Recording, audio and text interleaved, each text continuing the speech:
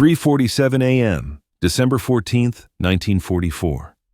The Hurtgen forest breathed frost into the darkness, each exhale from the earth carrying the metallic taste of artillery residue and frozen pine.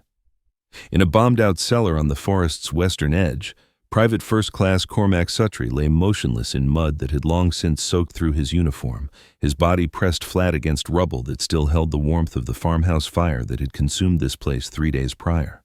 40 yards ahead, 3 German officers stood in a loose cluster around a collapsed stone wall, their flashlights wrapped in cloth to dim the glow, their breath rising in synchronized clouds as they conversed in clipped, efficient German. One of them had spread a map across the wall's fractured surface, holding down the corners with chunks of mortar. Another traced coordinates with a gloved finger, pointing repeatedly toward the ridgeline where American positions lay sleeping. The third wrote in a leather-bound notebook, his pen scratching against paper with the casual efficiency of a man conducting routine business. Suttree watched through the darkness, his eyes adjusted after hours in the cellar, his ears filtering the distant rumble of artillery to focus on the fragments of conversation drifting across the clearing. Coordinates, firing times, a dawn strike. The numbers the German officer was reading would kill dozens of Americans in approximately 3 hours. Men Suttree had shared cigarettes with. Men whose names he had learned and then forgotten because learning names had become a liability in this forest. Men who were currently sleeping in foxholes along that ridge, dreaming of home, unaware that their positions had already been plotted on a map 40 yards from where Suttree lay breathing fog into the frozen air. He shifted his weight slowly, carefully, the movement displacing mud with a soft squelch that vanished beneath the ambient sounds of the forest. In his hands, he held something that no one in the cellar, not Lieutenant Everly positioned 20 yards to his left, not the 8 other soldiers spread across the perimeter, could identify in the darkness. It didn't look like a rifle. It did not look like a grenade or a knife or any weapon issued by the United States Army. It looked like something from another century, something that modern warfare had discarded 400 years ago and never looked back. Suttree raised it to his shoulder. The German officers continued their work, oblivious. The one with the notebook was laughing now at something the map reader had said, a soft, professional chuckle that carried across the clearing with startling clarity in the frozen air. Suttree aligned the crude sights with the nearest officer's center mass, adjusted for the slight downward angle, controlled his breathing the way his father had taught him to control the tension in a cargo cable. Steady pressure, no jerking, smooth release. He squeezed, no gunshot shattered the silence, no muzzle flash illuminated his position. There was only the whisper of displaced air, softer than a man clearing his throat, and then a sound like a fist striking wet canvas. The nearest officer staggered backward. Both hands flew to his throat. He made no sound as he collapsed, his body folding with the boneless grace of a marionette whose strings had been cut. Suttree was already reloading. Muscle memory from hours of practice taking over, his hands moving through the sequence without conscious thought. Hook the draw lever to his belt, pull back until the mechanism locked, seat the projectile in the channel. The second officer turned at the sound of his colleague falling. His mouth opened, to shout, to warn, to call for help, and the projectile took him in the chest before the first syllable could form. He went down silently, the notebook tumbling from his fingers. The third officer ran. Wrong decision. He should have dropped flat, made himself small, crawled for the tree line. Instead, he sprinted toward the forest edge, still clutching the map that held the artillery coordinates, his boots churning through frozen mud. Suttree led him by 2 feet, released. The projectile struck the running man below the left shoulder blade. He managed 3 more steps, momentum carrying him forward even as his legs forgot how to function, before he pitched face first into the earth and did not move again. 40 yards, 3 German officers, 8 seconds, not a single sound that would register on German listening posts, not a single flash that would give away his position to counter-snipers. Not a single vibration in the air that would summon the artillery response that had killed so many Americans in this forest. Just silence. And 3 bodies cooling in the December frost. Suttree sat behind the fallen timber that had served as his firing position, his breath coming in short, controlled gasps, his hands steady despite the adrenaline flooding his system. He looked down at the weapon in his grip, the weapon that every officer in the 28th Infantry Division had dismissed as a joke, a toy, a relic from an age before gunpowder, A crossbow, built from Jeep leaf springs and parachute cord, firing tent stakes sharpened on a whetstone. Held together by cable clamps and wire, and the desperate ingenuity of a man who had watched too many friends die because modern warfare had forgotten the value of silence. Before we continue, drop a comment telling us where you're watching from. United States, United Kingdom, Australia, Germany? Our community spans the entire world. To understand how a Philadelphia dock worker ended up killing German officers with a medieval weapon in a 20th century war, you need to understand the docks themselves. South Philadelphia in the 1930s was a place where survival meant using what you had, never what you wished for.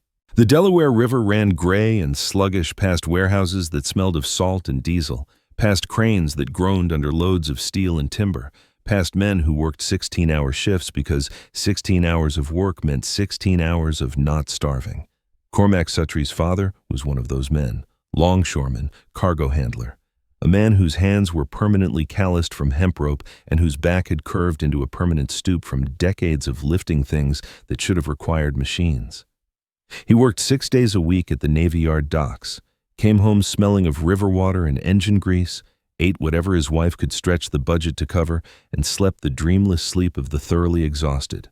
The family lived in a row house on Mifflin Street, 3 rooms for 6 people, the walls thin enough that you could hear the neighbors arguing about money, the ceiling low enough that Sutry's father had to duck through doorways.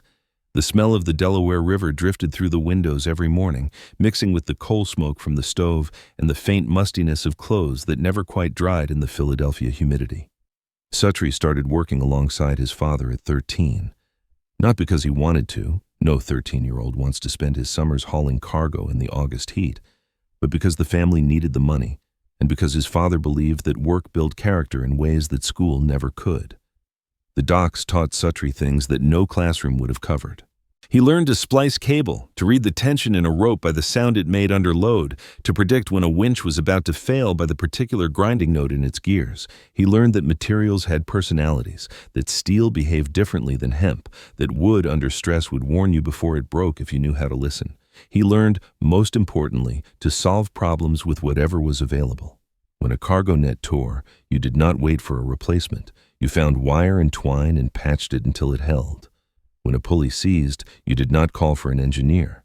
You found grease and leverage and made it turn again. The docks were a masterclass in improvisation, in making do, in understanding that the gap between having and needing could be bridged by ingenuity alone.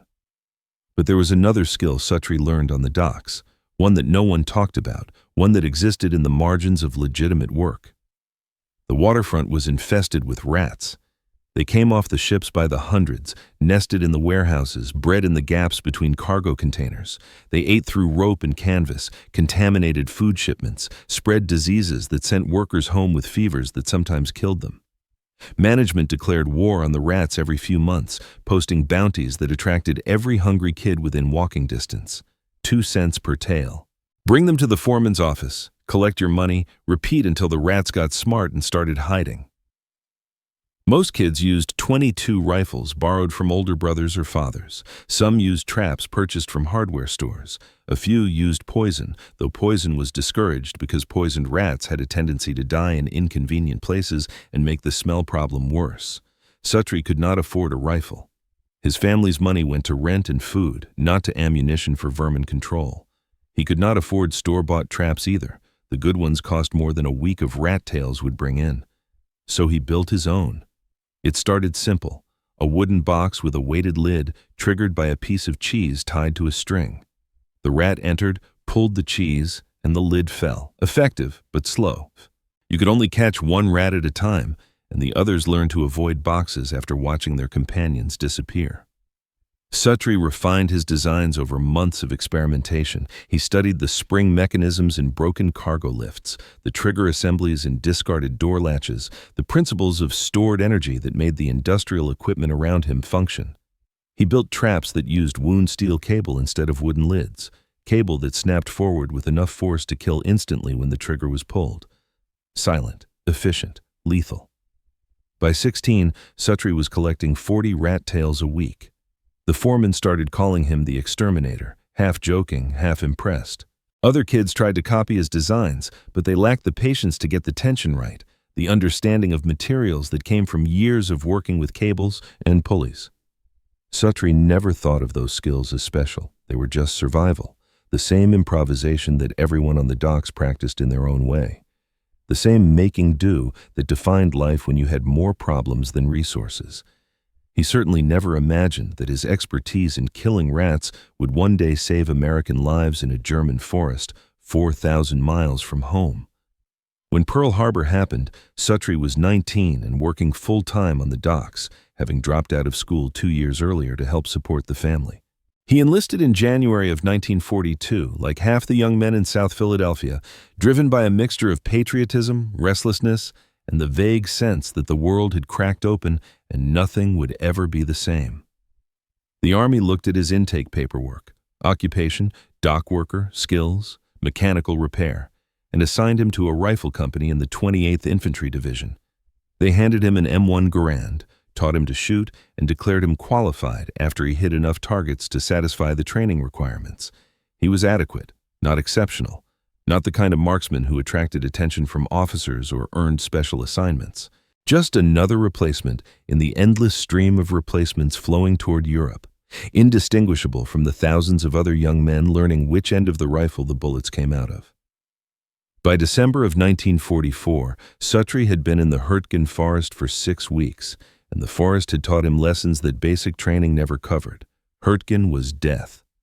The word spread through the ranks like an infection, repeated by veterans and replacements alike until it lost all meaning and became simply the name of the place where meaning went to die.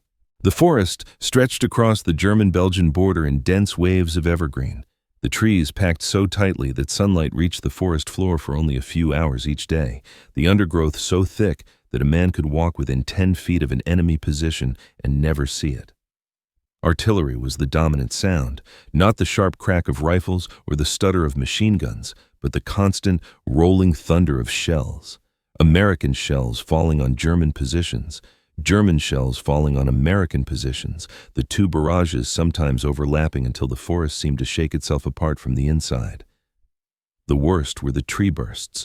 German artillery had learned to fuse their shells to detonate in the canopy, sending shrapnel downward through the branches like horizontal rain.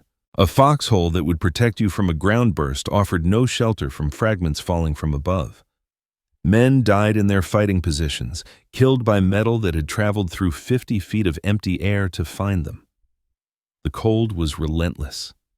Temperatures dropped below freezing every night, turning the mud to iron, coating everything in frost that had to be scraped away before equipment would function. Men's feet rotted in their boots from the constant damp. Frostbite claimed fingers and toes and ears. The medical aid stations were overwhelmed with cases that had nothing to do with enemy action, just the forest itself, killing Americans one extremity at a time. But none of that was the worst part. The worst part was the sound. Every American weapon made noise. The M1 Garand announced itself with a sharp crack that echoed off the trees, followed by the distinctive ping when the 8-round clip ejected. The Browning automatic rifle spoke in heavy, stuttering bursts that could be heard for half a mile. The Thompson submachine gun barked with a rapid authority that drew attention like a beacon. In the Hurtgen forest, attention meant death. German forces had mapped every likely American position. They had pre-registered artillery coordinates for every clearing, every ridgeline, every stretch of road where Americans might concentrate. They had listening posts scattered through the forest, manned by soldiers whose only job was to note the direction and distance of American gunfire. When an American weapon fired, the sound carried. German listeners triangulated the position. Within minutes, sometimes within seconds, artillery shells began falling on the source of the noise. It was mathematics. Cold, brutal, inescapable mathematics. A 5-second burst from a bar could draw a mortar barrage that killed a dozen men. A single rifle shot could summon artillery that obliterated an entire squad position. The Americans were being methodically exterminated by their own doctrine, by the fundamental assumption that warfare meant shooting, and shooting meant sound, and sound meant nothing in an age of radio communication and pre-plotted fire missions. Private Thomas Brennan learned this lesson on December 3rd. Brennan had been in country for 3 weeks, still carrying the nervous energy of a replacement who had not yet learned to ration his emotions. He was from Chicago, 20 years old, prone to talking about the Cubs and deep dish pizza to anyone who would listen.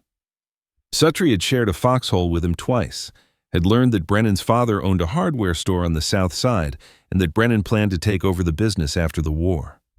On the morning of December 3rd, a German patrol appeared through the trees at dawn.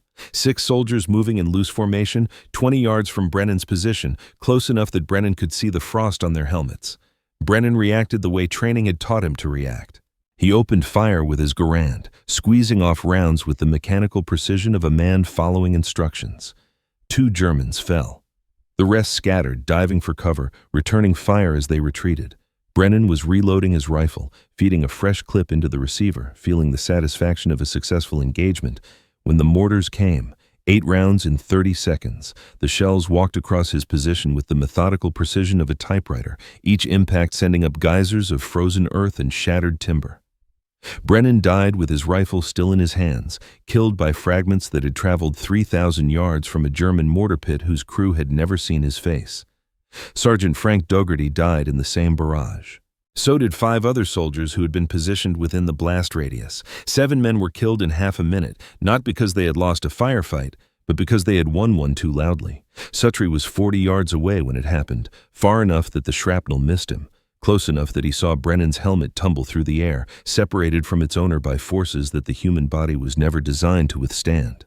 He did not move from his position until the barrage ended, did not call out for medics, did not rush to help. He simply lay in his foxhole and listened to the silence that followed the thunder, knowing that any sound he made might bring the next barrage down on his own head. 3 days later, Private Raymond Hayes made the same mistake with different specifics. Hayes spotted a German sniper in the canopy, a shape that did not belong among the branches 150 yards out. He took careful aim, steadied his breathing, and fired 3 shots. The second one hit. The sniper fell, tumbling through branches that slowed his descent until he landed in a heap at the base of his tree. Hayes had won. He had eliminated a threat that could have killed a dozen Americans over the following days. He died 4 minutes later when German artillery bracketed his position. The muzzle flash from his 3 shots had given him away. He had traded his life for a single sniper, and the mathematics of the exchange favored the Germans by a margin that could not be calculated in simple numbers. Lieutenant Parrish Everly witnessed both incidents from the company command post, watching through binoculars as his men died for the crime of following their training. He was 23 years old, commissioned 6 months earlier, and the forest had aged him until he looked 50. His eyes sunken, his face gaunt, his movements carrying the exhausted weight of a man who had seen too much death to process it anymore. The mathematics were simple. Every time his men engaged the enemy, they announced their location. The Germans had more artillery, better maps, faster response times. American infantry was being systematically destroyed by a doctrine that assumed gunfire was the primary tool of war. Everly brought the problem to the battalion.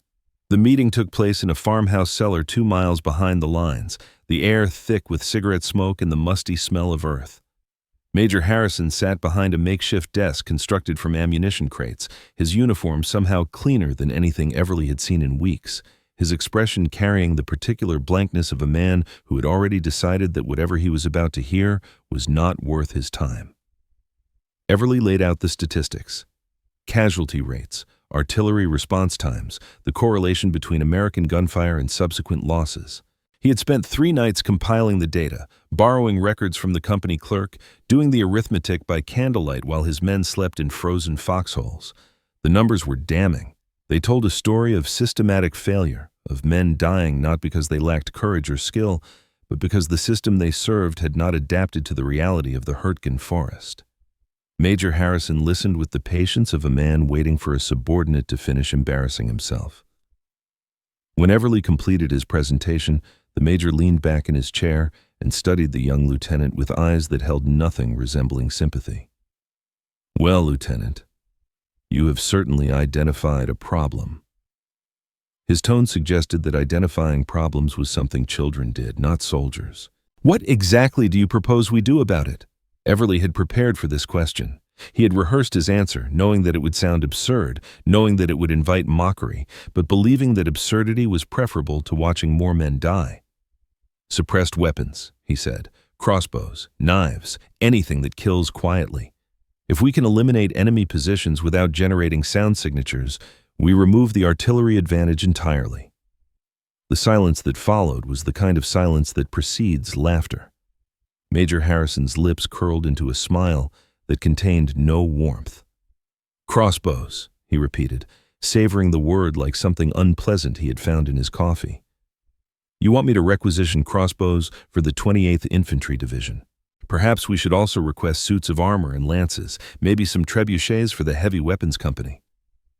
The staff officers around the room permitted themselves small chuckles, the kind of laughter that subordinates offer when their superior has made a joke, regardless of whether the joke is funny.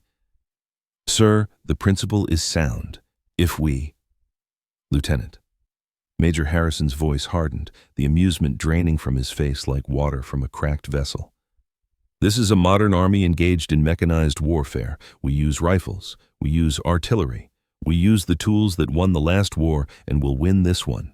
We do not regress to medieval weaponry because a junior officer has decided that gunfire is too loud." He stood, signaling that the meeting was over. "Return to your company. Maintain defensive positions. Await reinforcement. And Lieutenant, do not waste my time again with proposals that belong in a history museum. Dismissed." Everly returned to his company. He watched 3 more men die over the next 5 days, each one announcing himself with gunfire, each one deleted by German artillery minutes later. By December 13th, the company was at 60% strength. Replacements arrived, died, were replaced again. The survivors stopped learning names because names had become a liability, an emotional investment that the forest would inevitably collect.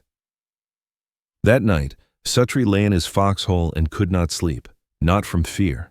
He had made peace with the possibility of death weeks ago, had accepted it as the price of being in this forest, had stopped flinching at artillery and stopped hoping for safety. Fear was a luxury he could no longer afford. What kept him awake was frustration. The problem was not that Germans were better soldiers. It was not that Americans lacked courage or training or equipment. The problem was physics. Sound traveled, metal made noise. Every engagement was a mathematical guarantee of counter-battery fire, a transaction in which Americans paid with lives for the privilege of shooting back. The solution was obvious, so obvious that Everly had proposed it and been laughed out of battalion headquarters. So obvious that every soldier in the company had probably thought of it at some point and dismissed it as impossible. Kill quietly. Suttree stared at the darkness above his foxhole and thought about the Philadelphia docks, about hunting rats with spring traps, about the fundamental problem he had solved as a teenager, how to eliminate a target without announcing your presence. The rats had taught him that killing did not require gunpowder, that silence was a weapon in itself, that the gap between primitive and effective was smaller than most people believed. Around midnight, he made his decision. He crawled out of his foxhole, moving slowly to avoid alerting the men sleeping nearby, and picked his way through the frozen mud toward the equipment graveyard 200 yards behind the lines. The path was treacherous, shell craters hidden beneath snow, fallen branches that could snap underfoot. But Suttree had learned to navigate the forest by feel, reading the terrain the way he had once read the tension in cargo cables. The Jeep sat half buried in a crater where it had died 3 days earlier, its driver vaporized by the same direct hit that had shattered the vehicle's frame. What remained was twisted metal and shattered glass, useless according to the salvage crews who had stripped the valuable components and left the rest to rust. But the suspension was intact. Suttree knelt beside the wreck and ran his hands over the leaf springs in the darkness. Steel, curved, each one 24 inches long, designed to absorb road shock from a vehicle weighing over a ton. The stored energy in a compressed leaf spring was enormous, far more than the wooden limbs of a traditional crossbow. A parachute cord was wound around one axle. Somebody had been planning to use it for something, lashing equipment perhaps, or improvising repairs, and had never gotten the chance. The idea formed in Suttree's mind with the clarity of something that had always been there, waiting to be recognized. A crossbow, not a toy, not a medieval recreation, but a genuine weapon built from modern materials under tension. He began working immediately, his hands moving with the automatic precision of a man who had spent years manipulating cables and springs. He removed 2 leaf springs from the Jeep's suspension, laying them parallel, binding them with wire at the center point to create a double spring configuration. The resulting assembly had a draw weight that he estimated at 180 pounds, more than twice a traditional crossbow, enough to drive a projectile through body armor at close range. The stock was harder. He needed something rigid enough to handle the spring's force, but light enough to carry into combat. He found his answer in a shattered M1 rifle stock, the wood scorched by fire but structurally sound. He carved a channel down the center for the projectile, attached the springs at the front using cable clamps salvaged from the Jeep's hood. The trigger mechanism took hours. He needed something that would hold the drawn string under extreme tension and release instantly without jerking.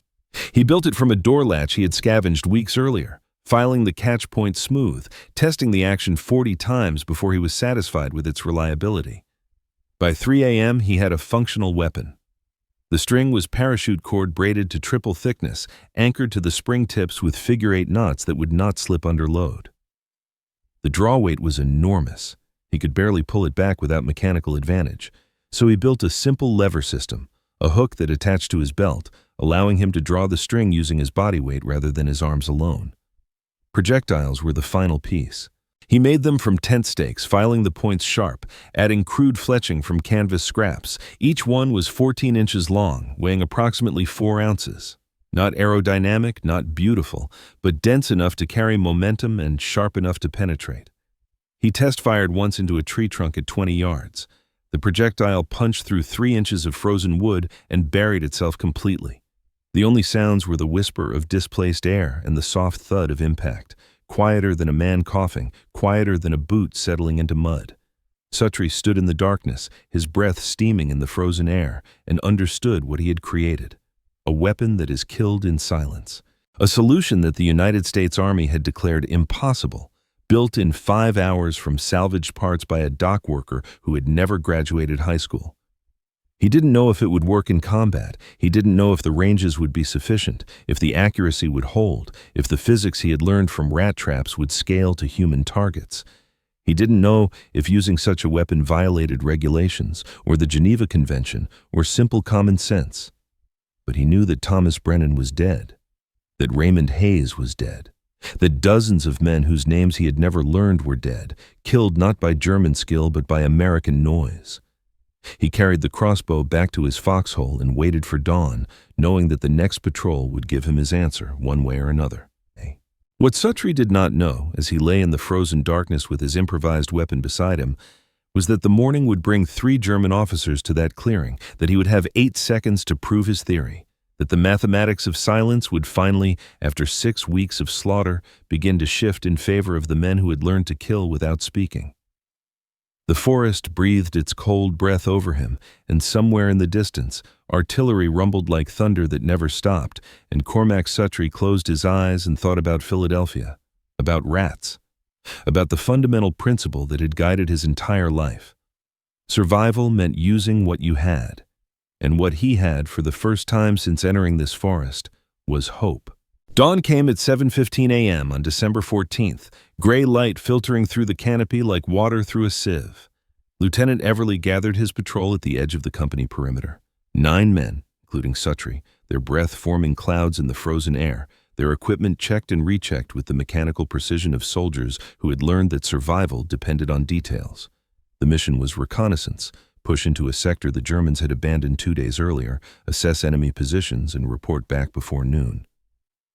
Suttree carried the crossbow wrapped in canvas beneath his pack. He had told no one about it, had not shown Everly, had not mentioned it to the men in his squad, had not even acknowledged its existence when Private Sullivan asked what the bundle contained. Equipment repair, Suttree had said, and Sullivan had accepted the answer because equipment was always breaking and someone was always repairing it. The patrol moved in loose column formation, spacing 10 yards between each man, rifles ready but not raised. The forest closed around them like a fist, the trees pressing so close that visibility dropped to 30 yards in any direction. Every sound seemed amplified, boots crunching through frozen undergrowth, equipment rattling against bodies, breath rasping through dry throats. They found the cellar at 3:30 a.m. What remained of the farmhouse rose from the forest floor like broken teeth. Walls collapsed, roof gone, the stone foundation cracked by whatever shell had ended the structure's existence. But the underground storage space was intact, accessible through a set of stairs that descended into darkness. Everly established observation posts around the perimeter, positioning men behind fallen timber and shell craters with overlapping fields of fire. Suttree drew the northeast corner, a spot behind a massive oak that had been split by artillery, its trunk forming a natural barrier with clear sightlines across an open area roughly 60 yards wide. He unwrapped the crossbow as quietly as he could manage, keeping the canvas between the weapon and any eyes that might be watching. The springs gleamed dully in the gray morning light. The string hummed with tension when he tested it. Then he waited. The Germans arrived at 3:43 a.m., 3 officers walking openly across the clearing, their confidence suggesting men who believed themselves safely behind their own lines. No infantry escort, no weapons drawn. They moved with the casual efficiency of soldiers conducting routine business, stopping near the collapsed wall 40 yards from Suttree's position. He watched them spread the map, watched them trace coordinates, watched them point toward the ridgeline where American positions lay sleeping. The fragments of conversation drifted across the clearing, artillery timings, firing solutions, a dawn strike that would catch the Americans at their most vulnerable. The officer with the notebook was writing quickly, capturing details that would translate into shells falling on men Suttree had shared meals with. Standard procedure dictated that he report to Everly, call for artillery support, let the system handle the threat through proper channels. But artillery meant sound. Sound meant German counter-battery, and the company had lost 30 men that week to exactly that exchange. Suttree looked at the crossbow in his hands. 40 yards, longer than his test range, but the morning was dead calm. No wind to deflect the projectile, no variables he could not account for. He had perhaps 90 seconds before the officers finished their work and moved on. No time to report, no time to debate. No time for the system that had killed Brennan and Hayes and all the others, just mathematics, range, trajectory, and silence. He hooked the draw lever to his belt and pulled the string back until the mechanism locked. The springs compressed with enormous resistance, his legs trembling from the effort of holding position. He seated the projectile in the channel, aligned the crude sights with the nearest officer's center mass.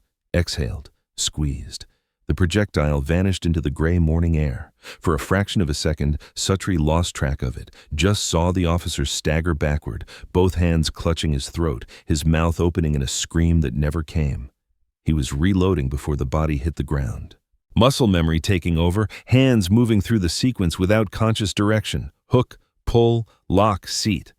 The second officer turned, saw his colleague falling, opened his mouth to shout. The projectile took him in the chest before the first syllable formed.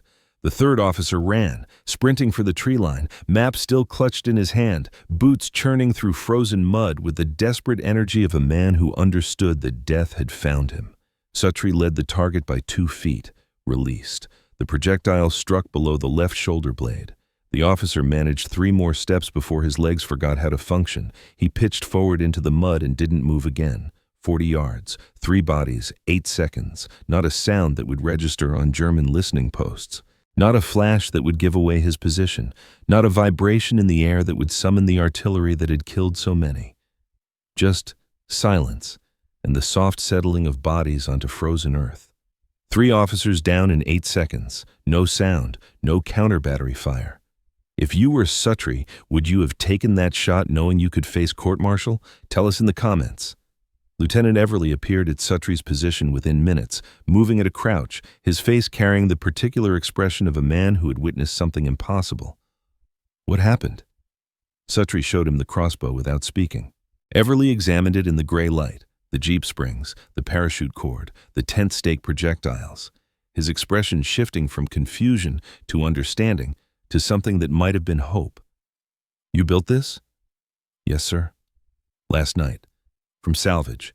You killed 3 German officers without firing a shot. Yes, sir. Everly should have arrested him, should have confiscated the weapon and filed a report and let the battalion decide whether court-martial was appropriate. Unauthorized modifications to equipment, failure to report enemy contact through proper channels, possible violations of international law regarding improvised weapons. Instead, he asked, "Can you make more?" By nightfall, Suttree had constructed 2 additional crossbows from jeep parts and parachute cord. The components were abundant, destroyed vehicles scattered throughout the forest, supply dumps full of tent stakes and rope, an endless supply of raw materials for anyone willing to repurpose them.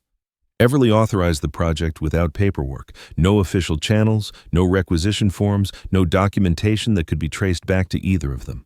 Just quiet words to squad leaders. Suttree is building something. Let him work. Private Eddie Sullivan received the first copy on December 15th.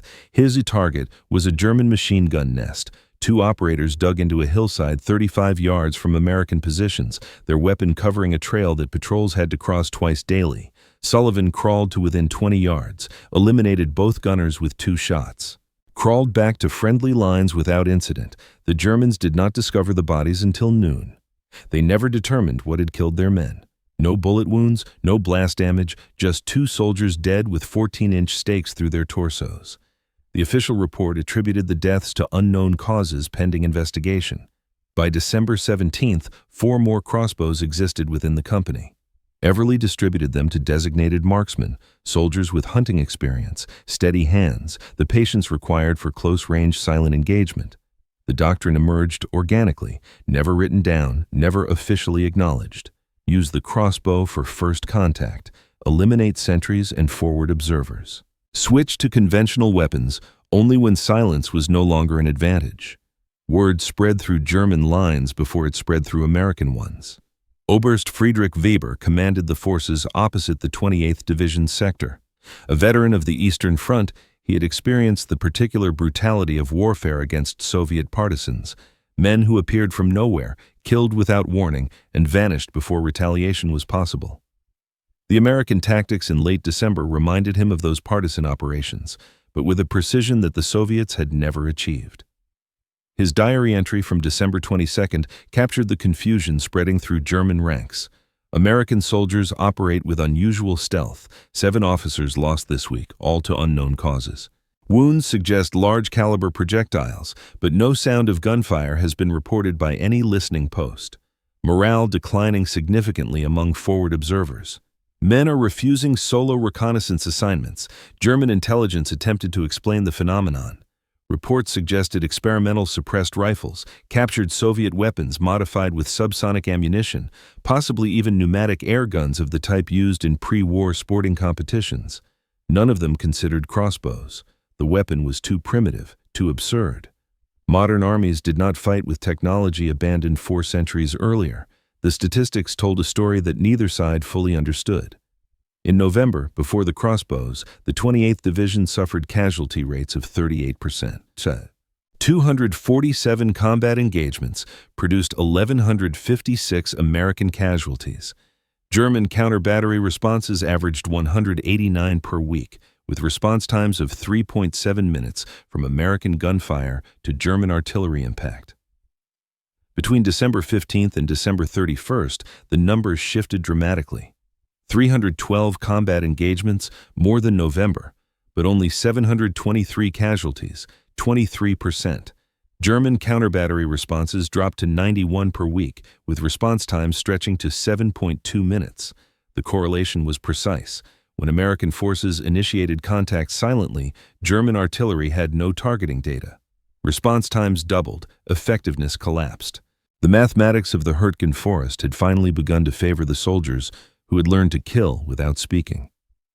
Conservative estimates would later credit the crossbow tactic with preventing approximately 180 American casualties in those final 2 weeks of December. Each silent kill represented an artillery strike that never came, a position that remained uncompromised, a squad that survived the night. But at the moment, no one was calculating long-term impact. They were simply surviving, one silent engagement at a time. The near discovery came on December 23rd. A major from the battalion arrived to inspect Everly's company, walking the perimeter with the particular attention of a staff officer looking for deficiencies to report. He found Private Sullivan outside a dugout, cleaning the crossbow with the casual familiarity of a soldier maintaining his weapon. The major stopped, stared. His face cycled through confusion and suspicion before settling on displeasure. "What the hell is that, Private?" Sullivan froze, the cleaning rag suspended over the weapon's stock. His mouth opened, but no words emerged. Everly materialized from a nearby position, moving with the speed of a man who had been watching for exactly this situation. "Souvenir, sir." The lieutenant's voice carried the easy confidence of a practiced liar. "Men found it in an abandoned German bunker 2 days ago. Medieval reproduction, apparently. The Germans have strange hobbies. The major examined the crossbow with narrowed eyes. It looks functional. A toy, sir. Nobody fights with bows and arrows in modern warfare. The private was going to send it home to his nephew in Ohio. The explanation was absurd, but it aligned with the major's assumptions about what was possible and what was not. He grunted, made a note in his inspection book, and moved on to criticize the state of the company's latrine facilities. After he left, Everly issued new orders. Crossbows would be disassembled before any inspection and reassembled afterward. No documentation, no discussion with outsiders, no acknowledgement that the weapons existed outside the company's inner circle. The innovation continued spreading through whispered conversations and demonstrated results. By December 28th, at least 20 crossbows existed across the division, none of them officially documented, none of them approved by any authority higher than company-grade officers who had decided that survival mattered more than regulations. If you're still watching up to this point, you've followed Suttree from a Philadelphia dock worker to a soldier who changed how his entire division fought. Drop a crossbow emoji in the comments to honor the men who survived because one private refused to accept that noise meant death. The war ended before the crossbow tactic could be formally evaluated. In January of 1945, the 28th Division moved out of the Hurtgen Forest, redeploying to the Ardennes to counter the German offensive that history would remember as the Battle of the Bulge. The crossbows went with them, but proved less effective in open terrain. The tactic required close-range concealment and patience, conditions that existed in dense forest but not in winter fields. Lieutenant Everly submitted a formal report on January 8th, describing the weapon and its tactical applications, requesting official evaluation and possible standardization. The document traveled through military channels with the speed of bureaucratic indifference, arriving at division headquarters on January 15th. The response came 3 weeks later. Improvised weapons not authorized for regular issue. Recommend continued use of standard infantry armaments. Crossbow tactic noted for historical record. No further action required. No investigation, no engineering analysis, no attempt to understand why casualty rates had dropped 15 percentage points in units employing silent weapons. The official position was that crossbows were a field expedient, interesting perhaps, but irrelevant to modern warfare. Everly showed the response to Suttree, who read it once and handed it back with a shrug. "Does not matter," Suttree said. "It worked. We are alive." He built 17 crossbows before the German surrender, each one slightly improved over the last. Better trigger mechanisms, refined draw systems, more aerodynamic projectiles. By April, his weapons could consistently hit targets at 60 yards, with enough force to penetrate winter clothing and light body armor.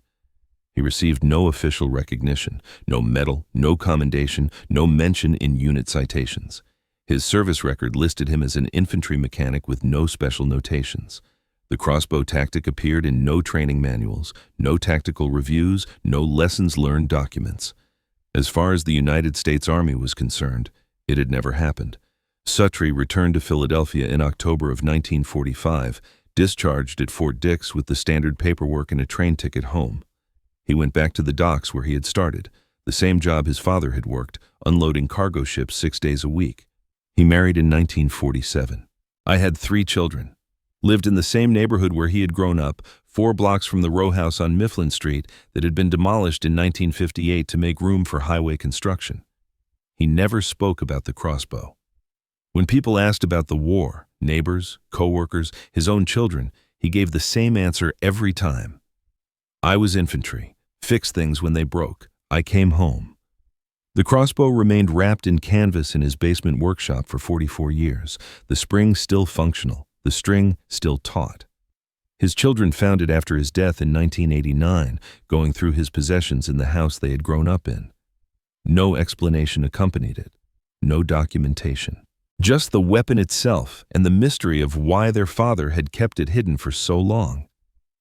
The obituary in the Philadelphia Inquirer devoted one sentence to his military service. Mr. Suttree served in the United States Army during World War II, stationed in Europe. No mention of innovation, no reference to lives saved, no acknowledgement that a dock worker from South Philadelphia had changed tactical doctrine without permission, without support, without ever expecting recognition. In 1991, a military historian researching casualty patterns in the Hurtgen Forest, discovered references to silent weapons in captured German intelligence reports. Large-caliber projectiles with no accompanying gunfire, unexplained deaths among forward observers. The historian traced the references back to the 28th Division, then to a name that appeared nowhere in official records: Cormac Suttree.